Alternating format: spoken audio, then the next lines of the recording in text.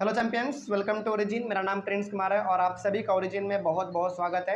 इस video lecture के through हम अपने एक नए चैप्टर को स्टार्ट करने वाले हैं जिसका नाम है की elements of a democratic government. और ये आपके सिविक्स से चैप्टर नंबर 4 है, क्लास 6 से चैप्टर नंबर 4 है जिसका नाम है की elements of a democratic government.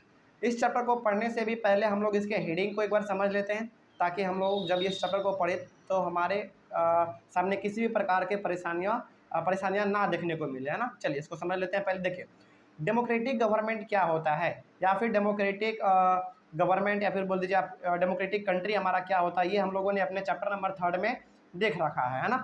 तो अब यहाँ तक आपको एक मोटा मोटी आइडिया मिल गया होगा चैप्टर नंबर 3 से कि डेमोक्रेटिक गवर्नमेंट क्या होता है। यदि आपने हमारे चैप्टर नंबर 3 को नहीं भी देखा है तो कोई दिक्कत वाली बात नहीं है, हम लोग इसको एक बार फिर से यहाँ पे रिवाइज कर ले रहे हैं, ठीक है।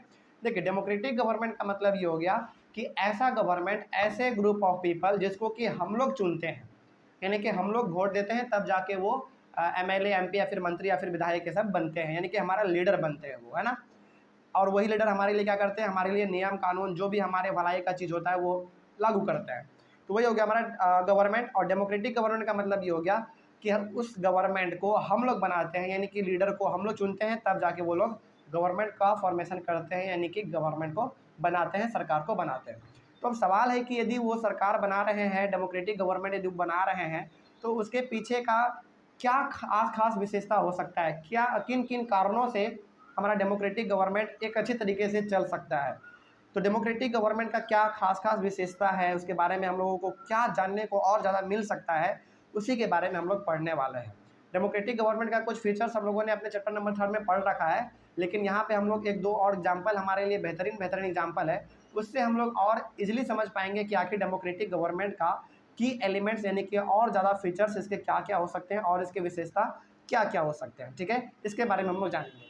और सबसे पहली बात तो ये कि इस चैप्टर को जब हम लोग पढ़ेंगे ना तो एक सिस्टम, इस चैप्टर को जब हम लोग पढ़ेंगे तो एक डेफिनेशन आपके सामने हमेशा आएगा, जिसका है वो है अपार्थीड। और ये जो टर्म आप देख रहे हैं ना, ये टर्म आपको बार बार इस चैप्टर में परेशान करने वाला है। तो सबसे पहले हम लोग इस टर्म को ही समझ लेते हैं ताकि यदि हम लोग इस चैप्टर के इस टर्म को समझ लेंगे तो हमको कहीं पे भी दिक्कत नहीं होगा। तो पहले इसके मतलब को समझ लेते हैं। देखिए अपार्थीड का मतलब क्या होता है, डिस्क्रिमिनेशन और सेपरेशन ऑफ पीपल। डिस्क्रिमिनेशन और सेपरेशन ऑफ पीपल। डिस्क्रिमिनेशन का मतलब क्या, भेदभाव करना। सेपरेशन का मतलब क्या, अलग अलग करना, यानी कि भेदभाव के साथ साथ अलग अलग कर देना लोगों को। तो डिस्क्रिमिनेशन और separation of people on the basis of colour and race is called apartheid. यदि आप लोगों को भेदभाव के रूप में अलग करते हैं, भेदभाव के रूप में अलग करते हैं, वो भी भेदभाव किस बेसिस पे, किस रूप पे, कलर के बेसिस पे और रेस के बेसिस पे, तो वो हमारा सिस्टम कहलाएगा अपार्थीड।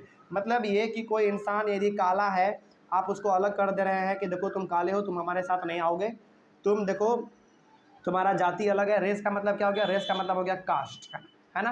तो मतलब कि आप अलग कास्ट से आते हैं, आपका कास्ट ये है, आपका कास्ट वो है, तो आप हमारे साथ नहीं बैठेंगे, हमारे साथ खाना नहीं खाएंगे।